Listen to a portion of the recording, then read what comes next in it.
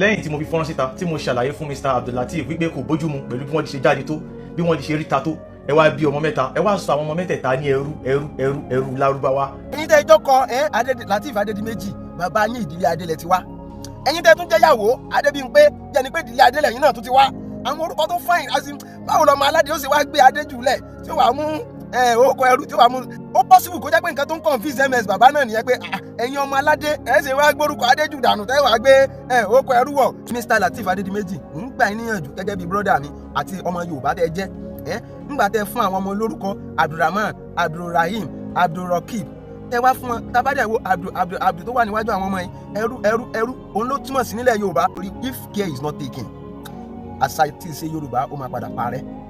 ẹ já fi Mr. Lateef Adedimeji ẹ já fi wọn sí example orúkọ tí wọn gángan ní Abdulateef orúkọ bàbá wọn ní Adedimeji ẹ mọ̀ pé bàbá náà ti dàgbà orúkọ Yorùbá làwọn sọ́ngbà yẹn ló jẹ́ kí orúkọ bàbá wọn wà attach mọ́ Abdulateef Adedimeji orúkọ bàbá tiwọn ò ní Adedimeji orúkọ tiwọn ní Abdulateef ìgbà táwọn bímọ ń sìn wọn sọ ní Abdulrahman Abdulrakib ẹ ti understand tó bá di pé ó bá pẹ́ tó bá yá ń sìn bóyá àwọn ọmọ yẹn náà bímọ tó bá fẹ́ mọ lórúkọ Mr. Lateef yẹn Abdulateef Adedimeji orúkọ Adedimeji máa kúrò ní ìwọ̀nba yóò di Abdulateef Abdulrahman àti àwọn fẹ́ wo orúkọ Yorùbá lè má padà yọ in the next step if care is not taken in the next 50 years orúkọ Arab ni ó kù tí everybody kò ní sí orúkọ Yorùbá kankan bẹ́ẹ̀ and orúkọ Yorùbá fine.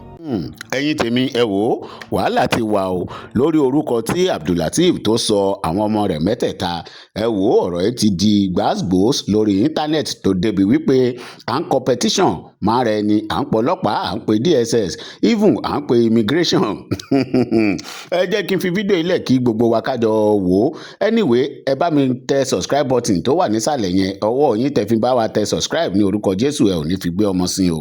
ìyàlẹ́nu ńlá ló jẹ́ nígbà tí mo rí àgbà òṣèré ni tí ó bí Ibeta ó wá fẹ́ sọ àwọn ọmọ yìí lórúkọ ó tún wá ń fún wọn ní orúkọ lárúbáwá pẹ̀lú bí ẹni yìí bí ó ti ṣe jáde tó pẹ̀lú bí ẹni yìí bí ó ti ṣe nímọ̀ tó ẹni yìí á máa ṣe àwọn eré àgbéléwò tó jẹ́ ti Yorùbá láti gbé àṣà àti ìṣẹ̀lẹ̀ Yorùbá lárugẹ ṣáà fẹ́ sọ pé àwọn ẹni wọ́n kàn ń ṣe nǹkan ìwọ̀n ò kọ́ ẹ̀kọ́ kankan nínú ẹ̀ ni.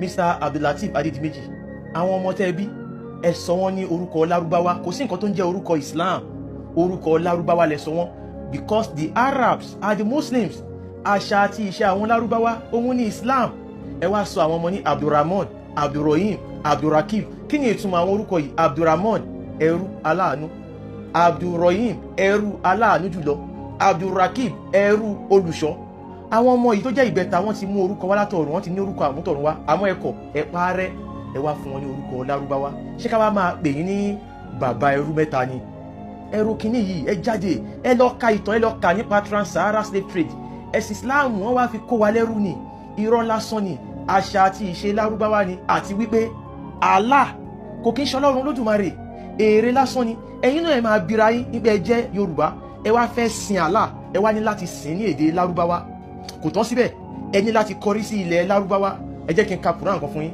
Quran chapter 27 verse 91 kí ni nǹkan tó sọ Suratu An-Nahl verse 91 ó ní ohun tí wọ́n pa mí ní àṣẹ rẹ̀ ni pé kí n jọ́sìn fún Olúwa ìlú yìí ilẹ̀ Mẹ́kà ẹni tó ṣe ní ààyè ọ̀wọ̀ tí rẹ̀ sí ní gbogbo nǹkan wọ́n sì pa mí ní àṣẹ pé kí n wà nínú àwọn mùsùlùmí Olúwa ilẹ̀ Mẹ́kà òun lẹ̀ ń bá wọn sìn local deity local dialect ló gbọ́ tẹ́ ẹ bá wo Allah èdè lárúbáwá ló gbọ́ tẹ́ ẹ bá wo Ògún Ṣàngó Ọbàtálá èdè Yorùbá ni wọ́n gbọ́ tọ̀dọ̀ tiwa nìyẹn ẹni nǹkan tí wọ́n ń ṣe ń lé yín wọ́n gbé ìsìláàmù yìí wá láti wá fi pa àṣà àti ìṣe wa ni. Mr. Lateef Adedimeji ẹ ronú ẹ̀sìn Islam irọ́ lásán ni kò bá dákẹ́ pààrọ̀ orúkọ àwọn ọmọ yìí tí ẹ ò bá tiẹ̀ pààrọ̀ ẹ̀ mo mọ̀ pé táwọn ọmọ yìí bá dàgbà wọ́n á pààrọ̀ ẹ̀ nǹkan tó ń ṣẹlẹ̀ sáwa náà nìyẹn gbogbo orúkọ wa pátá òun ni a ti ń gbìyànjú láti yí padà torí pé orúkọ lárúbáwá ni àwọn ọmọ lárúbáwá ló ń jẹ́ bẹ́ẹ̀ kó kán wa oníkálukú ló ní nǹkan tí wọ́n ń ṣe ń lé wọn Ọlọ́run Olódùmarè ò lẹ́sìn Ọlọ́run Olódùmarè ò ní kèfèrí ìfẹ́ ni Ọlọ́run Olódùmarè Ọlọ́run Olódùmarè ò nílé àálà nílé Káàbà nílé ẹ̀ ibi gbogbo ni Ọlọ́run Olódùmarè wà Saudi Mecca ibẹ̀ ni Allah wà olúwa ilẹ̀ Mecca ni ẹ̀sìn Islam irọ́ lásán ni Allah kò kí ń ṣe Ọlọ́run Olódùmarè èrè lásán ni paracetamol 10 naira ó lágbára ju Allah lọ mo sọ yìí mo dúró. n tí ms bàbá jáde tán ṣàlàyé fún wa lọ́jọ́ náà lọ́rùn rí àbálò àbábọ̀ online ti kún ó di bàbá ẹrú mẹ́ta lọ́tún bàbá ẹrú mẹ́ta lẹ́sì bàbá ẹrú mẹ́ta lọ́tún bàbá ẹrú mẹ́ta lọ́sì kí kíní ìwà pọ̀ débi pé ọ̀rọ̀ ń gẹ́gẹ́ tó kan Mr. Lateef lára ká tó ṣẹ́jú pẹ́rẹ́ ìwé ti dán láì wọ́n jẹ́ kó yọ pé àwọn DSS àwọn ọlọ́pàá àwọn immigration àwọn Interpol gbogbo wọn ó yá ẹ gbọ́dọ̀ arrest MS Baba lórí cyberbullying tó ṣe sí àwọn ọmọ Mr. Lateef eléyìí ló wá di táwọn èèyàn wá ń gbà bí ẹni gbàgbọ́ tí. àǹfààní ẹ̀yin tẹ́ bá mísì fídíò yẹn ẹ jájọ́ lọ wo petition tó kọ mọ́ MS Baba báwo gangan ló ṣe lọ ǹjẹ́ MS Baba tiẹ̀ jẹ̀bi ẹ sáà ti gbọ́ síwájú ṣùgbọ́n ẹ farabalẹ̀ kẹ́ wo fídíò yìí dé parí because máa analyse kìíní yẹn máa expatiate tí kìíní yìí ó dẹ̀ yí wa dáadáa kí ni petitions tó kọ mọ́ MS Baba táwa rí gbà ẹ jájọ́ kọ́kọ́ lọ gbọ́ báyìí ká tó gbọ́rọ̀ lẹ́nu Mr. Lateef. Open letter to Interpol, Nigeria Police Force, DSS, and Nigeria Immigration Service. In the name of Allah, the most merciful, the most compassionate, there comes a time when silence begins to encourage oppression. For years, many people prayed alongside this family and celebrated their journey while hoping that Allah would bless them with children. By the mercy of Allah, that blessing eventually came. Alhamdulillah. However, instead of kindness, congratulations, and compassion, some individuals choose the path of mockery, cyberbullying, and public humiliation simply because of the Islamic names given to the children. This open letter is therefore written as a peaceful call for accountability, respect, religious tolerance, and responsible use of social media. Subject: petition against alleged cyberbullying, religious intolerance, defamation, and character assassination targeting Lateef Adedimeji and his wife Adedimeji to the International Criminal Police Organization Interpol, the Inspector General of Police, Nigeria Police Force, the Department of State Services, DSS, the Nigeria Immigration Service. Dear Sir, Ma'am, I write this letter with deep concern regarding the ongoing alleged cyberbullying, harassment, emotional abuse, and character assassination directed at popular Nigerian actors Lateef Adedimeji and Adedimeji following the joyful announcement of the birth of their triplets. After several years of waiting, prayers, emotional struggle, and hope, Almighty Allah blessed the couple with children. Alhamdulillah. Ordinarily, this should have remained a moment of gratitude, celebration, compassion, and respect for the family privacy. Unfortunately, certain individuals on social media allegedly turned the occasion into an avenue for mockery, hate speech, cyberbullying, and attack against both the innocent children and their parents. Particularly disturbing is the conduct of an individual identified on social media with the handle MS Baba, who allegedly refer the children as slaves because of the Islamic name given to them by their parents. Such statements are not only insensitive and morally unacceptable, but may also amount to religious intolerance, cyber harassment, defamation, and emotional abuse capable of causing psychological harm.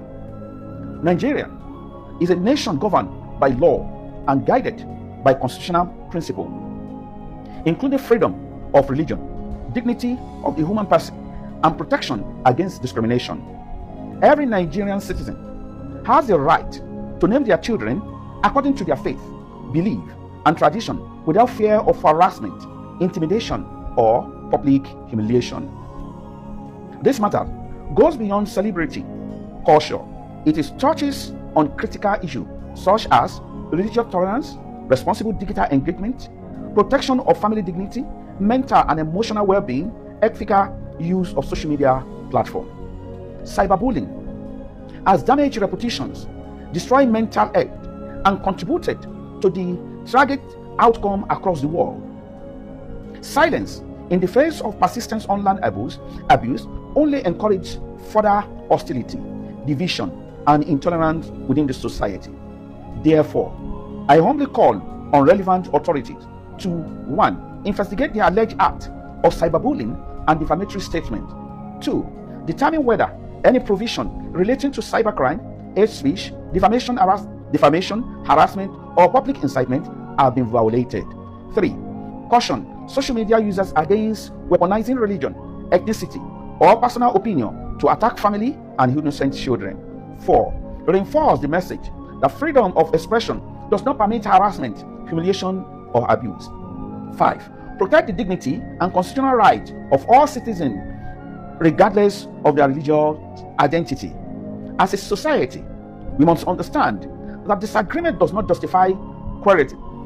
Mocking children or attacking parents because of their religious choices weaken our shared humanity and threaten peaceful coexistence. May justice, wisdom, and peace prevail in our nation. Respectively, Sheikh Uwais Lukman Olanrewaju, Naibul Imam, today, 14/05/2026. If you believe that cyberbullying, mockery, and character assassination should not become a norm in our society, kindly share this message so people can reflect more on it. Thank you so much. It's alright, ọ̀rọ̀ lẹ́gbọ́n lẹ́nu àfáà yẹn. Wọ́n sọ̀rọ̀ ilẹ̀kùn wọn jẹ́ kó yé wa pé social media handle kan táwọn lè identify rẹ̀ as MS Baba. Ó emulate ọmọ Mr. Lateef Adedimeji. Ó jẹ́ kó yé wa pé ó pe àwọn ọmọ yẹn ní ẹrú. So ó emulate wọn, hate speech and some other things. Àwọn ẹ̀sùn tó fi kan MS Baba lórí gbogbo incident yẹn lélẹ̀ wípé ó pe àwọn ọmọ yẹn ní ẹrú. Ipe tí ò dẹ̀ yẹ kó rí bẹ́ẹ̀ ní society wa. As at that time, àwọn wò pé ṣé Mr. Lateef Adedimeji ló gbé sánú bàbá yìí àbí àwọn gangan náà jáde láti kọ lẹ́tà yẹn fúnra lára wọn. Mo try láti wo ìbáṣepọ̀ àfáà yìí àti Mr. Lateef Adedimeji pẹ̀lú mo bí n pé bóyá àwọn náà gbéṣẹ́ rán àfáà yìí láti kọ lẹ́tà yẹn àbí bẹ́ẹ̀ kọ́. Ṣùgbọ́n mi ì fi bẹ́ẹ̀ rí concrete relationship láàrin àwọn méjèèjì. Ká tó wí ká tó fọ̀, ọ̀rọ̀ yẹn ti trend, ó ti gba everywhere kan. Eléyìí tó wá mú kí MS Baba náà padà jáde kán wá ṣàlàyé àwọn ọ̀rọ̀ kan lórí ọ̀rọ̀ tó sọ. Eléyìí ti tán petition ẹ̀ lé lórí. Kí wá ní MS Baba padà sọ? Ẹ má worry, opinion tèmi àti view tèmi concerning this whole scenario. Màá ṣàlàyé fún lẹ́kùnrẹ́rẹ́. Even eléyìí tó kan èmi gangan gbọ̀ngbọ̀n. Màá ṣàlàyé gbogbo ẹ̀ tí kíní yóò dẹ̀ yé yín dáadáa. Ìjẹ́ MS Baba tiẹ̀ jẹ̀bi kí gangan ní reaction Mr. Lateef Adedimeji lórí gbogbo incident yìí. Ẹ jẹ́ àjọ kọ́kọ́ lọ gbọ́ reply MS Baba fún lẹ́tà tí wọ́n kọ sí gbogbo Interpol, Immigration, Nigeria DSS, gbogbo wọn. Kí ni respond MS Baba lórí gbogbo incident yìí? Ẹ jẹ́ àgbọ̀ báyìí, ó tún padà bọ̀. Gbogbo la ti rí báyìí wípé the Nigerian Police Force, the DSS, the Nigerian Immigration, the Interpol, àwọn tá a sọ yìí wọ́n ní agbára ju Allah lọ. Torí wípé Allah kò lè ṣe nǹkan kan, mo ti sọ fún yín lọ́pọ̀lọpọ̀ gbà. Allah ò kì í ṣe Ọlọ́run Olódùmarè, èrè àwọn Lárúbáwá ni. Kò sí bẹ́ẹ̀ ṣe fẹ́ pé tó ẹ kàn ń fi àkókò yín ṣòfò ni. Ẹlẹ́ẹ̀kejì òun ni pé kí ni ìdí tí arákùnrin yìí fi ń pe àwọn tó ń pè yìí? Ó ń pè wọ́n nítorí mo sọ ìtumọ̀ orúkọ tí Mr. Lateef Adedimeji tí wọ́n sọ àwọn ọmọ wọn wípé báwo ni ẹ ṣe máa sọ àwọn ọmọ ní orúkọ Lárúbáwá tí ẹ ò dẹ̀ kí ń ṣe Lárúbáwá. Àmọ́ ìyàlẹ́nu ńlá ló jẹ́ wípé àfáà yìí wà láyé nígbà tí àfáà kan tó ń sọ wípé àwọn student ilé kéwú ẹ máa kọ́ wọn bí wọ́n ṣe ń yìnbọn. Àfáà yóò máa pe DSS ẹ ká gbọ́ nǹkan tí àfáà yìí ẹ ká gbọ́ nǹkan tó sọ.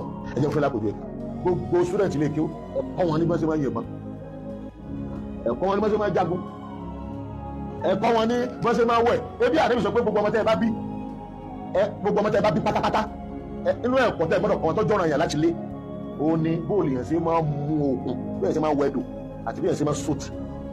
Ókè mọ̀ bá kọ́ lé bá ìyá rẹ̀ ọ̀mọ́ ilé kéwú mu mọ́ ọmọ ṣe ọmọ ilé kéwú kan tí ò lè sòtì yọ ọmọ bí ilé rẹ̀ ni pé ànàkùnrin àkàlà fi sókè ìfẹ́ ẹ̀yìn gángan ẹ̀rọ ọmọ bàjẹ́ pé tí n bá kọ́ tákìlì ọ́fíìsì ìgbà yẹn lẹ́ béèrè lọ́wọ́ ara yín pé ibo wá gbé ibo làwọn ìgbé yìí sí tó fi ní dandan kákọ́ àwọn ọmọ wẹrẹ kí ló dé kí ni rò kí ni wò yóò bá mi yìí àní ẹ̀kọ́ wọn máa da jihadi ẹ má mú nǹkan tọ́pọ̀ jù mẹ́ ju pé odò wíwẹ̀ gbogbo ọmọ ilé kí ọmọ odò wẹ̀ gbogbo ọmọ ilé kí ó lè sùt ẹ bá ń ta rọ́bà ní ìsẹ̀ ẹ̀yẹ ní ọ̀fẹ́ ń pa o ẹ bá sì ń ta fa ọ̀fẹ́ wọn pa àwọn kíákíá ni o ìbọn gangan láyé ń lò ní ẹ̀sìn tó o bá mú ọ̀fà lọ́wọ́ báyìí tó ń bá gbé ìmọ̀ lọ́wọ́ ó ní o ti já wèrè o ìmọ̀ ẹnì kan lè yẹ o ìbọn gangan ni sẹ́tẹ́ wá ti gbé màjáde fáwọn báyìí ẹ̀ ti wò yọ dàrú kí ló dé èyí tẹ́ tòótọ́ ni èyí tẹ́ tòótọ́ ni ẹ̀yin tẹ́yìn náà gbébọn wá ẹ̀yin gan ọmọ ń tẹ́ ẹ̀ sí tọ́yìn pé ń tẹ́ ẹ bá tó tọ́mọ bá ti rí ìmọ̀ yóò very good kí ló dé mo ní orígun mẹ́ta ni jihad ní tá a gbọ́dọ̀ mọ̀ tẹ́lú orígun aláwọ̀ ká tó máa sọ̀rọ̀ jihad gẹ́gẹ́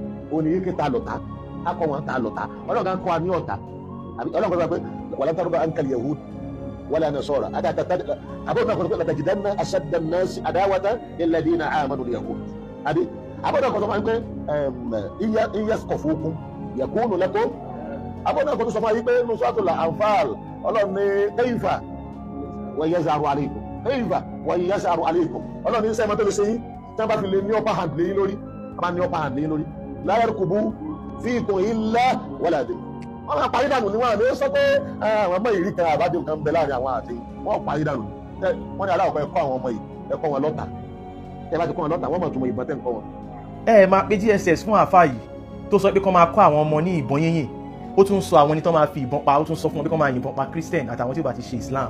Ẹ ò pe DSS. Àwọn bandits ń pa wọn Kwara pẹ̀lú bismillah Allahu Akbar, ẹ ò máa pe DSS. Ẹ ò pe àwọn ọlọ́pàá, ẹ wá ń pe Interpol, ẹ pe DSS fún èmi tí mo sọ ìtumọ̀ orúkọ tí ọmọ ìyá mi tó sọ àwọn ọmọ ẹ̀. Ọmọ Ẹ̀gbá ni Abdulateef, ọmọ Ẹ̀gbá ni mí, Ẹ̀gbá méjì ò ń jara wọn níyàn, tí kò bá pé báyìí sí ìkejì àpé bá wà. Mo wá sọ ìtumọ̀ orúkọ yìí, kí ló dé tẹ́ ẹ sọ àwọn ọmọ yín ní orúkọ Lárúbáwá? Àwọn Lárúbáwá ò sọ àwọn ọmọ wọn lórúkọ Yorùbá, àwọn Chinese ò sọ àwọn ọmọ wọn lórúkọ Lárúbáwá. Kí ló dé táwa wá ń sọ àwọn ọmọ wa ní orúkọ ìlú òkèèrè? Kí ló dé tá à ń kóra wa lẹ́rú fún ìran Lárúbáwá? Ẹ wá ní ẹ fẹ́ pe DSS pé cyber bully, ẹ mọ̀ túmọ̀ cyber bully. Ibo ni mo ti bully ẹ?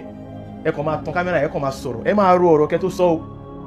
Ẹ̀yin tèmi, Allah kò kì í ṣọlọ́run Olódùmarè, èrè lásán ni. Paracetamol 10 naira ó lágbára ju Allah lọ, mo sọ yìí mo dúró. Ẹ rí pé lè gba ẹnu tán, ó ní agbára MS bàbá. Ọ̀rọ̀ burúkú tó ń tẹ̀rín ní kéèsì yìí, ẹ̀yin tèmi ẹ mọ̀ bá mi ṣí kéèsì yìí dáadáa, ojú ò mà ní tì í. Tó bí MS bàbá tún ṣe ṣàlàyé gbogbo ẹ̀ yékéyéké, in fact ẹ̀rí máa yí lásán.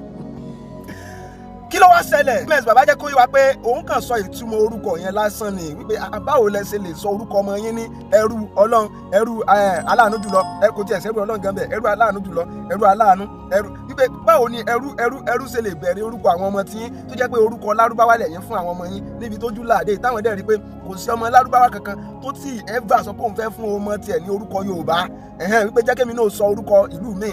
So kí ló wá dé tó jẹ́ pé àwa láwa máa mú orúkọ ilẹ̀ Lárúbáwá fún àwọn ọmọ wa nígbà táwa náà dẹ̀ ní beautiful names? Ẹ wo bó ṣe wá ṣàlàyé, ó jẹ́ kó yé wa pé bàbá tó sọ pé ẹ lọ kọ́ àwọn ọmọ bó ṣe ń yìnbọn, ẹ kọ́ wọn bó ṣe ń yìnbọn, bó ṣe ń pààyàn, tẹ́ bá ti ń kọ́ wọn nílé kéwú, ẹ tún máa train wọn bó ṣe ń yìnbọn, ẹ pé Interpol, ẹ pé Nigeria DSS, ẹ pé immigration, ẹ pé army, ẹ pé civil defence. Ohun tó wọn sọ pé Mr. Lateef Adedimeji bó o lẹ ṣe wá ṣe báyìí, ẹ̀yin tẹ́ ń ṣeré Yorùbá tó ń kọ́ àwọn èèyàn lọ́gbọ́n, ó ṣe wá jẹ́ pé ẹ̀yin ò tiẹ̀ wá mú nǹkan kan lò nínú gbogbo àwọn kinní yẹn. Ọmọ Yorùbá ní orúkọ Yorùbá fáìn ó rẹwà, ẹ ṣe wá ṣe lè mú ẹrú tí ká wá máa pè yín ní bàbá ẹrú mẹ́ta ni. Òun lẹ wá ń pe Nigeria Interpol, ẹ wá ń pe Nigeria DSS, ẹ wá ń pe Nigeria ilé immigration, kinní kan lẹ wá sọ pé kán wá arrest torí kíni. Èsì tí MS bàbá dá padà fún bàbá yẹn lélẹ́yìn lórí gbogbo petitions tó sọ pé àwọn right sí gbogbo security agencies àròkó ti tán ni. Bàbá ẹrú mẹ́ta lọ́tún, bàbá ẹrú mẹ́ta lósì, kíní yẹn ò dáwọ́ dúró. Ló tún wá tún jẹ́ kí bàbá yẹn ó tún petition míì kọ wípé àwọn fẹ́ jẹ́ kí àwọn gbọ́n security agencies kán bá wọn investigate lórí case yìí níṣẹ́. Wọ́n tún wá ka petition yẹn ní online. Kí ni petitions yẹn tún dúró lé lórí? Ẹjẹ́ á tún gbọ́ èsì tí bàbá yẹn tún padà fún MS bàbá lórí èsì táwọn náà dá padà fún wọn. Ẹjẹ́ á tún wá gbọ́ yẹn, ẹ farabalẹ̀. Máa analyse fídíò yẹn fún yín tí kíní yóò yé yín dáadáa tí ò dẹ̀ ní síjà ń bẹ̀. Petition wo náà tún kọ, ta náà tún kọ sí? Ẹjẹ́ á tún gbọ́ báyìí, mo tún padà bọ̀.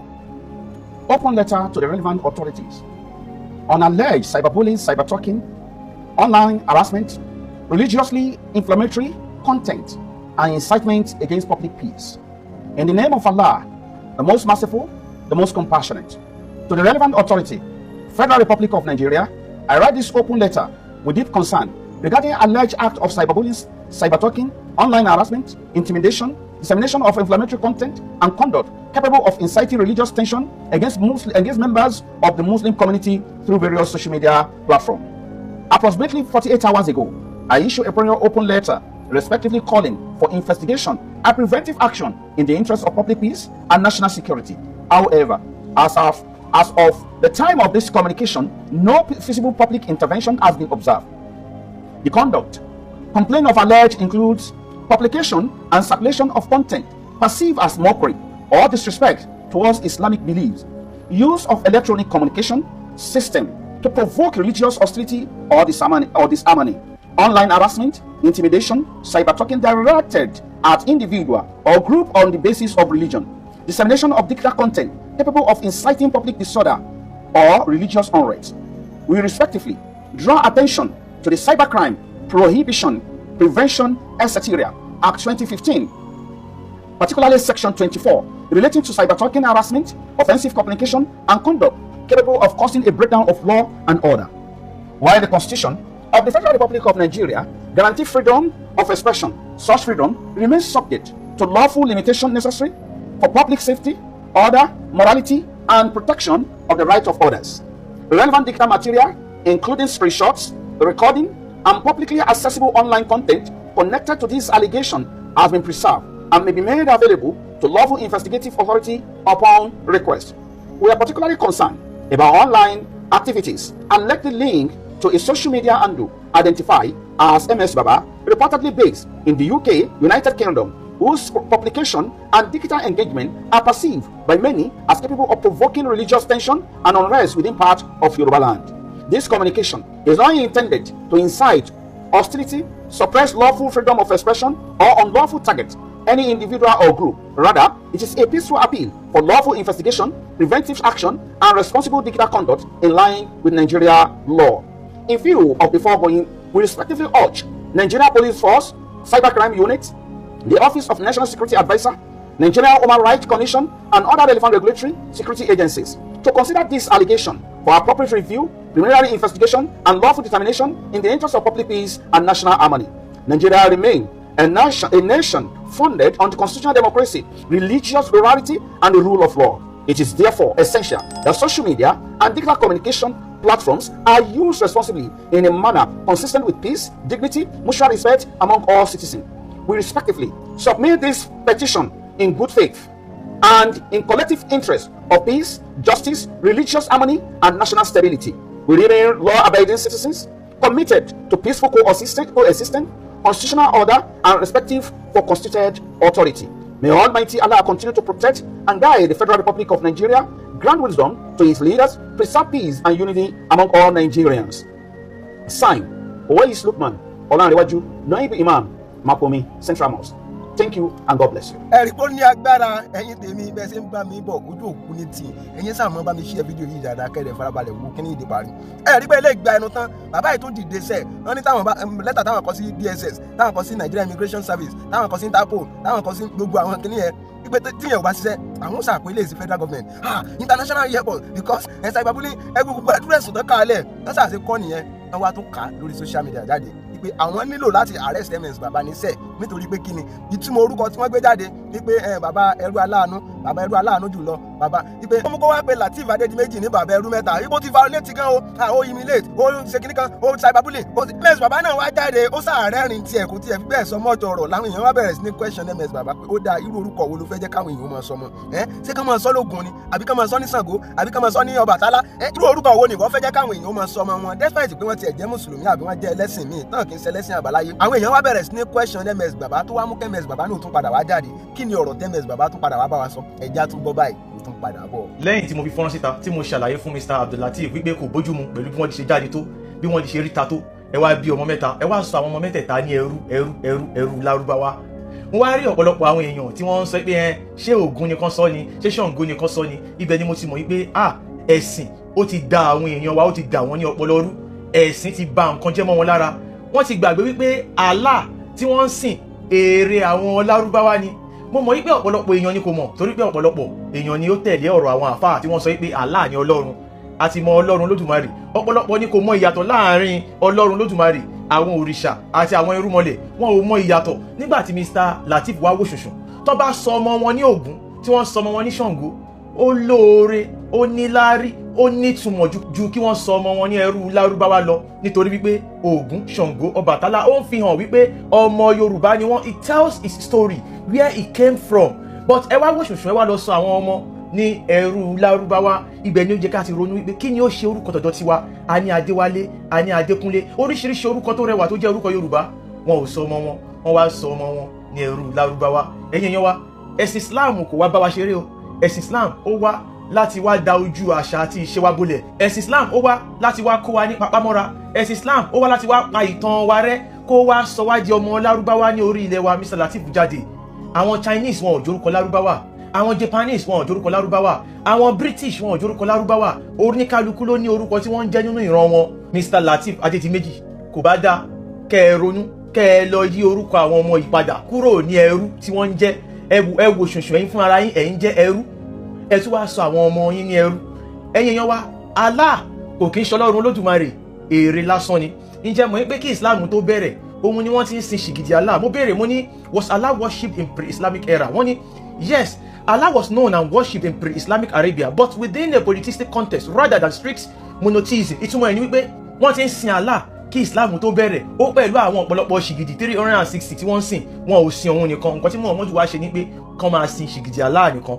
Pre-Islamic Arabs, particularly the Quraysh tribe in Mecca, acknowledge Allah as a supreme creator deity or god of gods. Wọ́n ní àwọn ará Lárúbáwá kí Islam tó bẹ̀rẹ̀, àgàgà àwọn ará Quraysh wọ́n gbà fún Allah pé òun ni olórí àwọn ṣìgìdì, but worshipped him alongside smaller idols. Wọ́n sìn pẹ̀lú àwọn ṣìgìdì kékèké such as Uba, Allat and Al-Uzza. Wọ́n sìn pẹ̀lú àwọn ṣìgìdì kékèké bíi Allat, Al-Manat, Al-Uzza.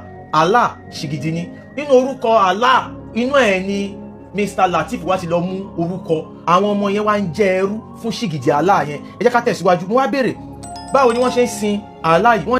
Polytheistic Arabs often saw Allah as the head of pantheon.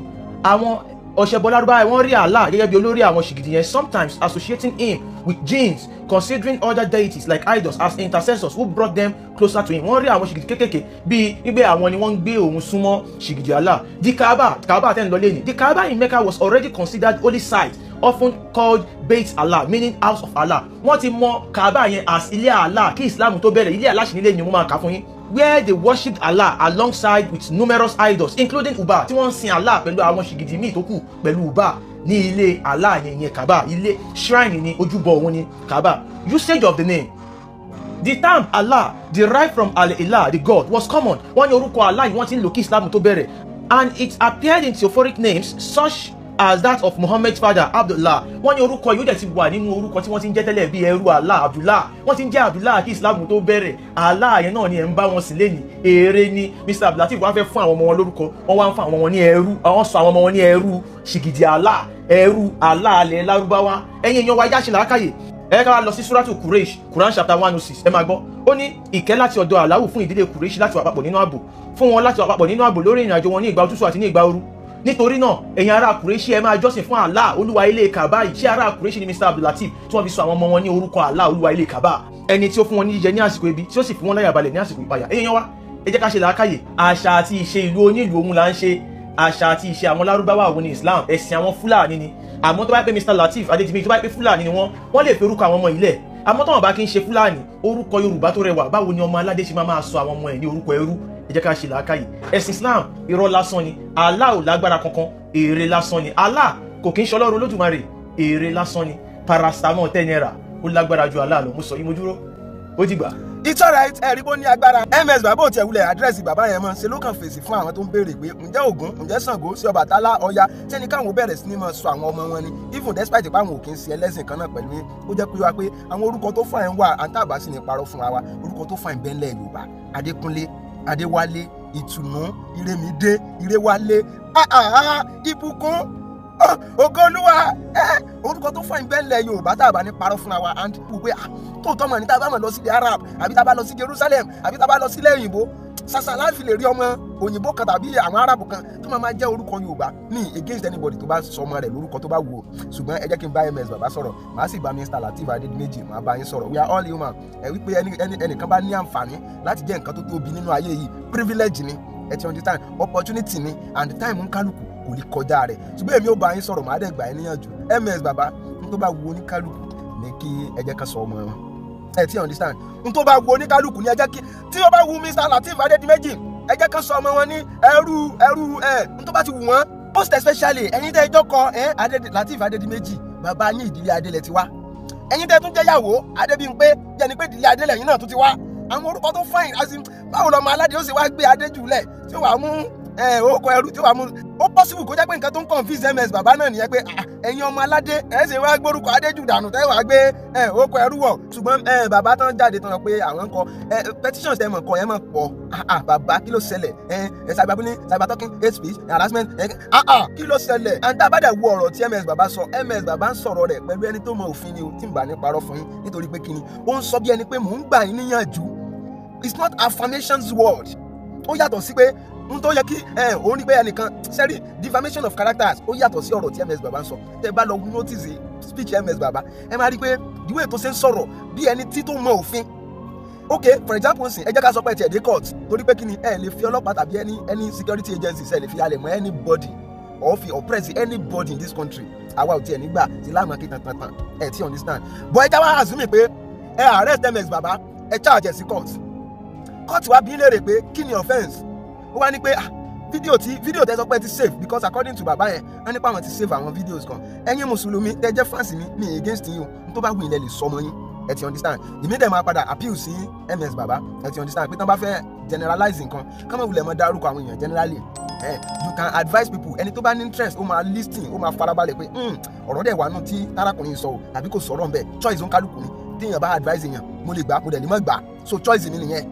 Bọ̀ ẹ já padà sórí ọ̀rọ̀ bàbá yẹn ká sọ pé wá dé kóòtù lẹ́nu. Ilé ẹjọ́ wá sọ pé ok àwọn evidences tẹ́ ní pé arákùnrin ó cyberbullying ó cybertalking ó abuse ó harass ó hate ó ṣègbà gbogbo àwọn nǹkan tẹ́ kà kalẹ̀ yẹn àwọn evidences yẹn ẹ mú jáde ẹ wá gbé fídíò tó sọ pé Mr. Lateef Adedimeji ń gbà yín níyànjú gẹ́gẹ́ bí brother mi àti ọmọ Yorùbá tẹ́ jẹ́ ńgbà tẹ́ fún àwọn ọmọ lórúkọ Abdulrahman Abdulrahim Abdulrakib tẹ́ wá fún wọn tabadẹ wo Abdul tó wà níwájú àwọn ọmọ yìí ẹrú òun ló túmọ̀ sí nílẹ̀ Yorùbá tábà sì sọ pé ká túmọ̀ rẹ̀ nítòótọ́ tí ilé ẹjọ́ bá ní òkè ẹ translate kìíní ìkàwé kìíní gan ẹrú náà ló máa padà túmọ̀ sí bọ̀ ẹrú aláàánú jùlọ ẹ ti understand so n tó wà níwájú ẹ analysis yẹn dàbí ọ̀rọ̀ kan sọ pé èèyàn ní Ọláwálé Ọlámilékan Ọlásùpọ̀ ká máa pè ní ọlá kó lè reject náà because wálé iwájú ẹ nílẹ̀ Yorùbá a máa ń divide orúkọ ni a máa ń divide orúkọ ó tiẹ̀ pọ̀ lára wa tá a máa ń sọ pé Ọlásùpọ̀ ẹlòmíì lè máa pè ní Ọlá tàbí kó máa pè ní Sùpọ̀ Ọláwálé ẹlòmíì lè máa pè ní Ọlá tàbí kó pè ní Wálé Ọlámilékan ẹlòmíì lè pè ní Lékan ẹlòmíì lè pè ní Ọlá so tó máa sọ pé Abdul ẹrú aláàánú jùlọ so normally tó máa sọ pé ẹrú tó wà níwájú ẹ náà kí la fẹ́ jáde ẹni sí ẹ ti understand torí ìtumọ̀ tó mú wá fún wa ní Yorùbá òun ló kà jáde so tí n bá sọ pé according to my own opinion mi sọ pé kí lórúkọ rẹ o ṣùgbọ́n according to my own opinion ms baba kò sẹ́jọ́ lọ́rùn rẹ o mi ní parọ́ fún yín kò sí kéèsì yẹn o kò sí kéèsì ńbẹ. àǹtàbà sì ní parọ́ fúnra wa sẹ́rí hate speech cyberbullying kìíní kan igbá àwòtẹ́ kálẹ̀ yẹn kò sí tó kan federal government kò sí tó kan DSS kò sí tó kan Interpol kò sí tó kan kìíní kan civil case mi káàtì ẹ̀ wá sọ pé ó tiẹ̀ wá harass àbí ó defame bí harass kò sí defamation nínú ọ̀rọ̀ yẹn ẹ wá lọ kà according to law tẹ wá sọ pé ẹ study tẹ n kà àwọn law kan jáde law tẹ n kà kò bá mú ẹ ti understand because wọ́n sọ pé ẹ lọ investigate ẹ dáadáa anything tó bá ti jẹ́ opinion kò lẹ́sẹ̀ ńlẹ̀ kò rẹ́sẹ̀ wà lẹ́nu òfin opinion yàtọ̀ sí pé affirmation words wípé for example affirmation word ni pé mo rí lágbájá tó lọ bá lágbájá sùn nígbà tí mo rí ọmọ yẹn tó lọ bá lecturer rẹ̀ sùn ẹ ti understand ọmọ yẹn ó lọ bá lecturer rẹ̀ sùn lánàá nígbà tí mo lọ bí ẹni kó sojú ẹ affirmation word like òun confirmation word òun confirm fún public ó tún wá jáde sí public pé orí kíní orí Tóyìn ó lọ bá lecturer Mr. kíní kan sùn ní àná ẹ̀yìn ló fi fún ní kíní ni ọ̀sẹ̀ rò pé ó dédé fún ní scores ni tí yẹn bá jáde tó ní pé bí mo ṣe bá sùn ó ṣàlàyé fún mi o defamation ni ẹ ti understand civil case náà ni ṣùgbọ́n defamation tó strong nìyẹn tó rẹsẹ̀ wálẹ̀ ṣẹ́wárí tó bá ti wá di pé wọ́n wá sọ opinion pé ṣe é rò pé lágbájá tó ń bá lágbájá opinion ò kí ń rẹ́sẹ̀ wálẹ̀ tó bẹ́ẹ̀ because ẹni bá gba ọ̀rọ̀ yẹn gbọ́ gan wọ́n máa wò pé bóyá o rí evidence o dẹ̀ believe ẹni tó ń sọ opinion tiẹ̀ wọ́n máa wò pé ṣé nǹkan ò wrong pẹ̀lú yín lọ́pọlọ kò tí yé yín so gbogbo àwọn Interpol kíní kan CDSS Nigeria immigration Nigeria gbá Nigeria mi Nigeria kò sí tó kàn wọ́n kò kàn wọ́n lọ́wọ́ kò kàn wọ́n lẹ́sẹ̀ lórí kéèsì yẹn sẹ́rí ms bàbá ó dàbí ẹni pé àwọn èèyàn lọ study òfin díẹ̀ níwọ̀nba láti lè mọ tó hò dẹ̀ láti lè mọ tó tu tábà sọ pé ká sọ mi ní parọ́ fún yín ní case ẹ jẹ́ kí n wá padà sórí ms bàbá màá kí n pé kudos to you because àwọn kankan wà I'm a Christian and Christian apologist mo lọ sí theology I study Bible very well ìdí nìyẹn tí mo fi nífẹ̀ẹ́ Jésù in fact ìlú tó bá ń lọ gan yóò sọ fún pé ọ̀rọ̀ yìí o ẹ gbọ́dọ̀ ṣe sí èdè tí ó yé wọn yékéyéké nígbà tán bá ń ka àwọn kìíní yẹn so that kìíní yẹn understanding wọn yóò lè pé ìdí nìyẹn tó yẹ pé nínú Christianity tẹ bá rí oníwàásù tó bá ń ṣe ìwàásù bóyá English lẹni tó ń ṣe ìwàásù sí ó gbọ́dọ̀ ní ògbé fọ̀ tó máa tú ẹ ti understand kò ń ṣe pé bóyá pé àwọn bàbá wa sọ pé kìíní kan òótọ́ tó máa sọ ní èdè Yorùbá yẹn wọ́n sọ pé mo ní ẹ wá mówó lẹ̀ àwọn bàbá wa sọ pé kẹ wá mówó èyí ò kọ o wípé tí mo bá ń sọ èdè ká sọ pé Yorùbá ni mo bá ń sọ tí mo dẹ̀ wà nílẹ̀ Haúsá mo gbọ́dọ̀ rí Haúsá tí ó mọ̀ tú sí èdè Haúsá ìdí nìyẹn tó yẹ pé Bible is almost in all languages èdè rẹ ni kò mú àṣà rẹ kúrò kò mú ẹ wá gbọ́ sọ báyìí ẹ wá gbọ́dọ̀ torí tá a bá lọ sílẹ̀ Jerusalem mọ́ sí ń dírẹ́sì kọ́lá sí ń dírẹ́sì nílẹ̀ Yorùbá ṣùgbọ́n Kristi sọ fún òun ò mú kò pa tradition ẹ̀rùn torí ìgbàlà ló mú wá according to our own scriptures our own belief in Christendom ẹ ti understand mi sọ pé bí gbogbo èèyàn ó ṣe believe nìyẹn mi ì dẹ̀ sọ pé n tèmi bá believe gbogbo èèyàn gbọ́dọ̀ believe bẹ́ẹ̀ ó ti ń yé yín ṣùgbọ́n nípasẹ̀ orúkọ ẹ jẹ́ kí n padà síbẹ̀ yẹn ṣe rí àwọn ọmọ tán bí ń sìn àti ń wá ìsìn kọjá àwọn ọmọ tán bí nígbà yẹn ms baba àwọn ọmọ ìsìn ó ti yàtọ̀ sí àwọn ọmọ àtijọ́ because we can reason beyond the box. Ọ̀pọ̀lọpọ̀ ni o because kò ń ṣe gbogbo èèyàn náà ló lè reason beyond the box because ẹ bá rí ìdí nìyẹn tó jẹ́ pé àwọn kan wà tó jẹ́ pé àwọn òbí kan náà ló bí wọn o ṣùgbọ́n àwọn ọmọ ọlọ́mọ kan ló ń dá àwọn ríboríbo ó ń tọ̀nà ọpọlọ wọn tó bá sọ fún wọn náà ni kò sí nǹkan kan tó yàtọ̀ wọn ní dá ronú fúnra wọn ṣùgbọ́n ọ̀pọ̀lọpọ̀ àwọn ọmọ tán bí ń sìn they can think beyond the box. For example ẹ jẹ́ kí n cite orúkọ ti tèmi ṣe rí orúkọ tèmi gangan tán bí mi tán pa ẹran lé lórí ó ní Moses ni orúkọ tán pa ẹran lé lórí lọ́dọ̀ ti tèmi. Nígbà tí mo wá dàgbà dé stage kan because mo jẹ́ nìkan tó máa ronú gan tó dẹ̀ máa mo lè pera mi ní critical analyzers because tí n bá ń wo nǹkan báyìí màá try láti evaluate ẹ̀ analyze ẹ̀. Number one mo wò pé Moses mo ń jẹ́ orúkọ ẹ̀ for sometimes mo wá jókòó lọ́jọ́ kan mo wá ní kí gangan ni ìtumọ̀ Moses ta ló kọ́kọ́ jẹ́ Moses kí ni achievement Moses kí ló dé mú ìrònú yẹn wá fún mi ni pé nígbà tá à ń study nípa Moses a rí pé Moses ò délẹ̀ lérí ó gbé ìjọba yẹn fún Joshua ló padà dé ilẹ̀ ìlérí nígbà tí ìbínú tó sọ pé jẹ́ ká mú omi jáde wá fún yín ó fi ìbínú lu àpáta nígbà tí àwọn ọmọ Israẹli provoke ẹ̀ dáwọn stage kan so Ọlọ́run wá bínú wọn ni pé Mósè ìwọ ló fi ìbínú lu àpáta kó tó gbé ògo fún ara rẹ̀ jẹ́ ká mú omi jáde wá sí nínú àpáta fún níbo ìwọ àti ta ni ó délẹ̀ lérí wọn wàá gbéjọba yẹn fún Joshua yóò Mósè jẹ́ nìkan tó jẹ́ pé kò tọ́ ikú wò amúlọláyè anybody ò mọ bí òkú rẹ̀ sí lọ ṣùgbọ́n the point ni pé Mósè ò délẹ̀ lérí ìyẹn ló wá bẹ̀rẹ̀ jẹ́ kí n mọ ṣe investigation pé orúkọ tèmi gangan jẹ́ yìí ẹni tó ń jẹ́ tó wà popular nínú bíbélì kò ń jẹ́ orúkọ yẹn ó ń gángan òdélẹ̀ lérí ta ló kọ́kọ́ jẹ́ Mósè and kí ni ìdí tán fi sọ ní Mósè kí gangan ni ìtumọ̀ Mósè mo wá bẹ̀rẹ̀ sí ní investigate nínú investigations mi náà wá jẹ́ kó yé mi pé Mósè ìtumọ̀ Moses ni pé ọmọ tá a fà jáde nínú omi that is the only simple meaning for Moses nítorí pé kí ni ìyàwó kábíyèsí ìgbà yẹn ní Egypt òun ló sọ ní Mósè kí dẹ̀ nìdí tó fi sọ ní Mósè jẹ́ ọkùnrin kan tán bí nígbà tí òfin wà nínú ìlú tán ti bí pé anybody ò gbọ́dọ̀ bí ọkùnrin o ní inú ìlú yìí àwọn ò gbọ́dọ̀ rí anybody ò bí ọkùnrin o so at the end of the day ìyá Mósè bí ọkùnrin ó wá rí pé ọmọ yìí wọ́n pa ni o torí pé kí ni òfin wà nínú ìlú tá a wà yìí tí anybody bá fi lè bí ọkùnrin wọ́n máa pa ni ìyá Mósè wá fẹ́ jẹ́ ká pa ọmọ yẹn ó wá dì rúdúdú ó gbé sínú nǹkan kan ó wá jù sórí omi ó tì sómi pé kó mi ó máa gbé lọ at the end of the day ìyàwó kábíyèsí tó ṣòfin ó wá rí pé kí ló wà lórí omi yìí ó sà lọ sódò bóyá ó lọ wẹ̀ ní bóyá ó lọ sí nǹkan kan ni ó wá rí nǹkan yẹn tó ń gbé tí tómi ń gbé bọ̀ wá ní kí ló wà lórí omi tí nǹkan gbé bọ̀ yìí nígbà tó ń tún ló bá di ọmọ màá ní èèyàn màá ní ìyàwó yẹn ò dẹ̀ bímọ nígbà tó wá rí ọmọ yẹn pé ta ló wá lè ju ọmọ ọkùnrin ni ó wá bẹ kábíyèsí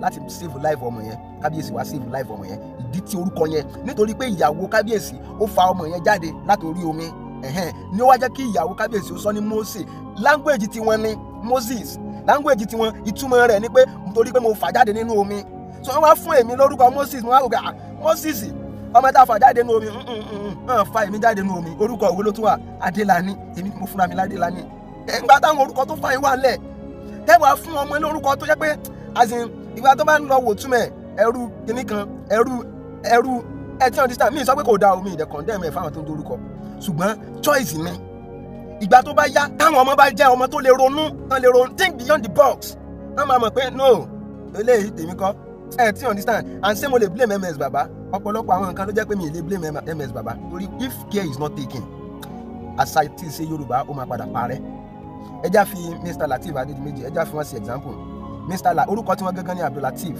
orúkọ bàbá wọn ní Adedimeji ẹ mọ̀ pé bàbá náà ti dàgbà orúkọ Yorùbá làwọn sọ́ngbà yẹn ló jẹ́ kí orúkọ bàbá wọn wà attach mọ́ Abdulateef Adedimeji orúkọ bàbá tiwọn òní Adedimeji orúkọ tiwọn ní Abdulateef ìgbà táwọn bímọ ń sìn wọ́n sọ ní Abdulrahman Abdulrakib ẹ ti understand tó bá di pé ó bá pẹ́ tó bá yá ń sìn bóyá àwọn ọmọ yẹn náà bímọ tó bá fẹ́ mọ lórúkọ Mr. Lateef yẹn Abdulateef Adedimeji orúkọ Adedimeji máa kúrò ní ìwọ̀nba yóò di Abdulateef Abdulrahman àti àwọn fẹ́ wò orúkọ Yorùbá lè má padà yọ in the next time if care is not taken in the next 50 years orúkọ Arab ni ó kù ti everybody kò ní sí orúkọ Yorùbá kankan bẹ́ẹ̀ and orúkọ Yorùbá fine tùmí nínú ìtùnú ìdùnnú Ayọ̀mídé Ayọ̀míkún Adéwálé Adékúnlé Adélani ìbùkún orúkọ Yorùbá fine gan orúkọ Yorùbá dùn gan so wọn rí sí pé nígbà tẹ́ ẹ rí orúkọ tó dùn lẹ̀ tẹ́ ẹ wá sọ pé Moses ní kíni ẹni tó jẹ́ Moses gan lélẹ̀ ò padà délẹ̀ lérí that is number 1 number 2 ìtumọ̀ orúkọ yẹn gangan ni ń tá a fà jáde láti inú omi nígbà mo lọ ń túmọ̀ àwọn orúkọ mùsùlùmí kan mo rí eléyìí tí ó jẹ́ òkúta kínní kan nígbà tá a bá túmọ̀ rẹ̀ yóò jẹ́ òkúta as in àwọn nǹkan kan tó yẹ pé when we go deep or deeper ta lè ronú ta lè think beyond the box a máa mọ̀ pé no something is wrong somewhere báwo lẹ́sìn sọ mí ní Peter tí mi ní mọ̀ túmọ̀ Peter tẹ́wà sọ pé nìkan tó ń jẹ́ Peter ọjọ́ ọmọ ẹ̀yìn Jésù ọmọ ẹ̀yìn Jésù lèmi náà like Jésù ṣùgbọ́n kí ni ìtumọ̀ orúkọ yẹn? I'm not asking you about the personality of the person that is bearing that name maybe in the scripture. I'm asking you for the meaning of that name. ẹ̀ńgbà tẹ́ sọ mí ní Moses tí mo lọ wò túmẹ̀ tó jẹ́ ọmọ táwọn tá a fà jáde nínú omi ṣe fèmí jáde nínú omi ní fàmí jáde nínú omi irọ́ o kí lorúkọ tí màá mọ jẹ́ Adélani ni o mo dẹ̀ change ẹ̀ ní gbogbo certificate mi. That is how as in deep we can think. Dípé ilẹ̀ Yorùbá ilẹ̀ tí a ní èmi ò ṣe àwọn ilé ìbòde kìíní kan we can be learned person ti understand a lè lọ sí school káwa educated ká mọ ìyàtọ̀ ọwọ́ ọ̀tún yàtọ̀ sósì. But when it comes to our traditions kò yẹ ká jẹ́ kí ẹ̀sìn àṣà tiwa náà parun. Because mo cherish Mr. Lateef though because ó dàbí pé gbogbo àwọn ọmọ yẹn Táíwò Kẹ́hìndé àti ẹ̀kẹta ọmọ wọ́n ti ẹ̀kọ́ wọn ní Ìdòwú ṣé Ìdòwú ni irọ́ Ìdòwú kọ́ o ẹ̀kẹta ọmọ ni Táíwò Kẹ́hìndé àti ẹ̀kẹta wọn Ìdòwú lọ́mọ tá bí lẹ́yìn ìbejì ṣùgbọ́n àbí àwọn yẹn lẹ́yìn ìbejì àbí àwọn yẹn papọ̀ ni. So ìgbà tí wọ́n fún àwọn ọmọ yẹn ní orúkọ tí mo notice pé wọ́n tún fi orúkọ Yorùbá tó jẹ́ attachment attach àwọn orúkọ Yorùbá kan bọ́ sẹ́rí orúkọ Yorùbá tí n bá bí ọmọ báyìí tí pásítọ̀ kan bá sọ fún mi pé orúkọ Bible wo ni ó máa jẹ́ kíní. Àwọn ará Egypt ni àwọn ará Jerusalem nìyẹn. Èmi ọmọ Yorùbá lèmi tí n bá bí ọmọ tù mí nínú ìdùnnú ayọ̀ mi pọ̀ sí Ọláwálé Ọlákúnlé Adélani Adéwálé Mọ́rẹ́nikẹ́jì Àríkẹ́ Àrídùnnú orúkọ pọ̀ lóríṣiríṣi beautiful names. Tí n bá tún wá fẹ́ yá gbàràbàrà tí màá tún wá sọ ní bóyá orúkọ fínnífínní yóò jẹ́ ilé tí mo ti bóyá torí pé mo lọ sí school mo dẹ̀ mọ ìtumọ̀ orúkọ yẹn. I will name my children the name that I know as in I know the meaning. It's not about pé ẹnìkan jẹ́ nínú I'm not asking you about the personality of the person that bear the name in the first place. But kí gangan ni túmọ̀ ẹ̀? Kí ni positive impact tó lè mú bá ayé ọmọ tèmi? Tí understand? Kí ni positive because n tá n pè ní orúkọ jẹ́ nǹkan tó lágbára gan. Tí understand? Because orúkọ máa ń determine life tí èyàn ó jẹ gan nínú ayé lọ́pọ̀lọpọ̀ gbà. Ọ̀pọ̀lọpọ̀ ń crucify Judas lẹ́nìí without know the meaning of that Judas. Tí understand? Torí pé kí ni? Torí personality ẹni tó jẹ́ Judas rí nínú Bíbélì. Kí gangan ni túmọ̀ Judas? What is the real meaning of that name? Because ó sá ti ń jẹ́ Judas kó tó di pósí wà wù. Kó wá torí pósí wà wù yẹn òun wá ní pé orúkọ yẹn ti bà. That is not how me I think. Kí ni túmọ̀ ẹ̀? Mo gbé AI mi jẹlẹ̀ mo ní what is the real meaning of the name Judas? I'm not asking of the personality of the person bear the name in the Bible. Na the meaning I want to know. Ó wá jẹ́ kó yé mi pé name Judas comes from the Hebrew name Yehuda Judah. Its real meaning is usually given as praise ìyìn. Praise ọ̀pọ̀lọpọ̀ ló sọmọ rẹ̀ ní ìyìn ní this time around o wọn dẹ̀ mọ̀ pé Judas là ní ìtumọ̀ rẹ̀ ní Hebrew. The name Judas tó tẹ́yìn sá fún bọ̀ nítorí pé ó jẹ́ èdè elédè ó jẹ́ ìlú onílùú mọ̀ òun kálukú sáà ń sọ ọmọ rẹ̀ ní orúkọ they don't know the meaning but Judas wọ́n crucify rẹ̀ nítorí pé kíni nítorí personality ẹnìkan tó jẹ́ bẹ́ẹ̀ rí nínú ìwé mímọ́ ó ní one who is praised ẹni tó yin èèyàn tó yin Ọlọ́run ó ní praise to God another as in ó wá differentiated wípé ìtumọ̀ tó mú wá nìyẹn Judas